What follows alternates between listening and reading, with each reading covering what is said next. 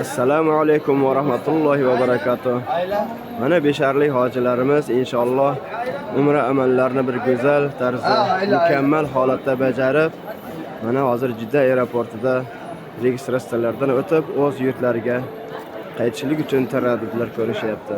Alloh safarlarni bexatar qilsin, sihatlik, salomatlik, xotirjamlikda yorug' yuz bilan ahllariga qaytib borib, go'zal holatda yana oilalarda xursandchilik, shodiyanalar bo'lishligini Alloh o'zi nasib eylab, doimo baxt, saodat, umr guzaronlik qilmoqliklarini Alloh o'zi nasib eylasin. Tez orada yana mana shunday bir holatda jamlanib, barchalarimizning yana ibodatlarda, o'zini baytida jamlanib ibodat qilishligimizni nasib etsin.